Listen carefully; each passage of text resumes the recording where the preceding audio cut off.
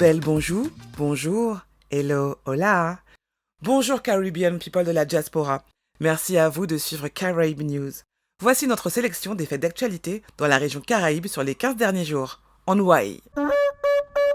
Trinité et Tobago. Kafi Karim lance une soirée d'ouverture pour le carnaval. Kafi Karim s'apprête à lancer sa nouvelle musique lors de la soirée d'écoute de Carnaval qui aura lieu le 8 février 2024 à Port of Spain, à Trinidad. Le concert comprendra plus de 7 chansons originales de son catalogue, y compris un nouveau teaser de sa comédie musicale animée pour enfants, The Caddy Club. Il s'agit du premier concert de Kafi depuis la sortie de son premier EP 2K et de son premier événement en tête d'affiche. Le concert aura lieu au Café Blue et les billets peuvent être achetés directement sur sa plateforme. Il faut savoir que Kafi Karim est également scénariste et réalisatrice. Elle ne cesse de présenter au monde une identité trinidadienne bien marquée. Elle a eu l'occasion de réaliser un live sur Instagram avec Elora. Elles ont discuté du besoin d'une meilleure représentation de la Caraïbe dans les productions audiovisuelles, ainsi que de ses projets à venir avec sa plateforme Storyplay TV. Tous les liens sont disponibles dans la description. Alors n'attendez pas et partez à la découverte de Kafi Karim.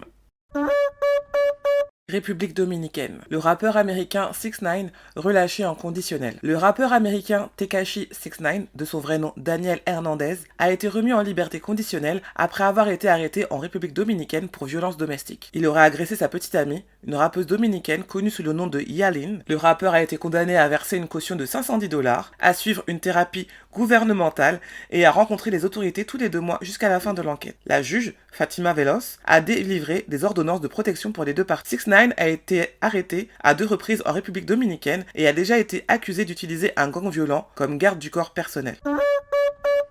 Montserrat. La police de Montserrat intercepte un réseau de trafic d'êtres humains. Une opération de trafic d'êtres humains a été déjouée par le service de police de Montserrat. La police a rapporté qu'elle avait reçu des informations le 30 janvier dernier qu'un petit yacht naviguait dans la zone d'exclusion avec plusieurs personnes à bord. Un bateau patrouilleur a été envoyé pour intercepter le navire, qui transportait alors 19 passagers. Toutes les personnes ont été récupérées en toute sécurité et transportées à Little Bay pour être suivies. Le groupe était composé d'hommes, de femmes et d'enfants. Les enquêtes conjointes du service de police royale de Montserrat et du département de l'immigration sont en cours pour établir les faits entourant l'arrivée du navire à Montserrat, a déclaré la commissaire intérimaire de la police, Pam Trevillon. Le trafic d'êtres humains ou la traite des personnes exploite les personnes vulnérables et nous travaillons en partenariat au niveau local et régional pour protéger les victimes et traduire en justice les auteurs de tels crimes. Selon le rapport mondial sur le trafic d'êtres humains 2022 du Bureau des Nations Unies contre la drogue et le crime, ONUDC, la Caraïbe est une région de transit et de destination importante pour le trafic d'êtres humains. Le rapport estime que la région compte environ 20 000 victimes de trafic d'êtres humains chaque année. La traite sexuelle est la forme la plus répandue de trafic d'êtres humains dans la région, représentant environ 70% de toutes les victimes. Nous ne savons pas plus pour le moment, mais si toutefois vous avez des informations concernant cet incident, n'hésitez pas à contacter la police montserratienne. Toutes les infos sont en description.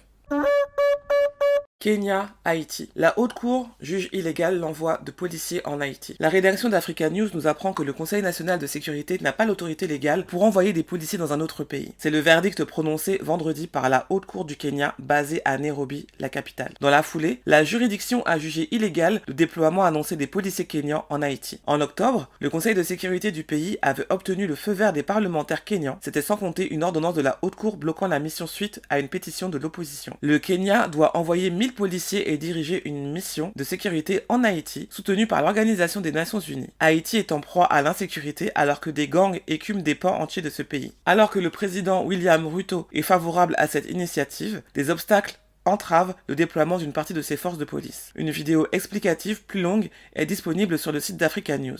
Voir le lien dans la description. Et vous savez quoi? Nous voulons connaître votre avis par rapport à cette situation. Êtes-vous pour ou contre cette intervention policière kenyane en Haïti? Pour répondre, rendez-vous sur la page Instagram de USC. Retrouvez tous nos liens pertinents dans la description.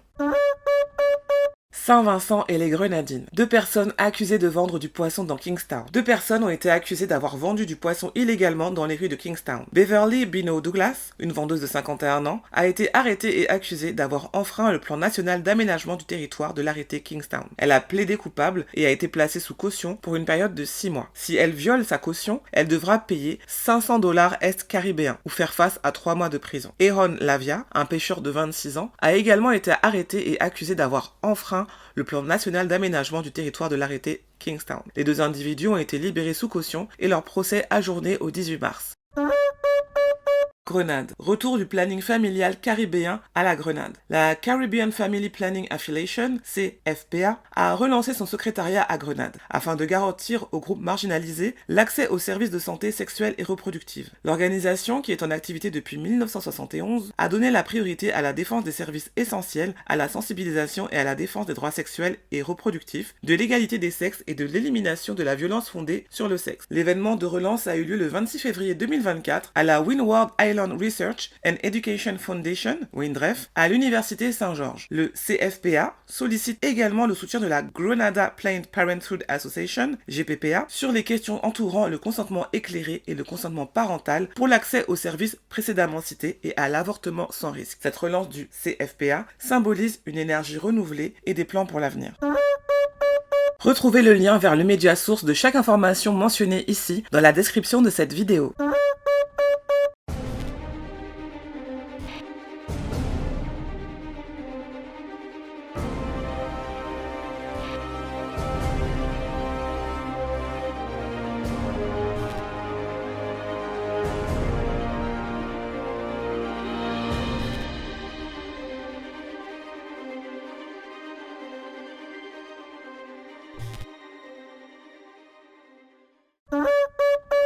Vous aimez Caraïbes News et souhaitez nous soutenir? Alors n'hésitez pas à commenter nos publications, à liker et à partager.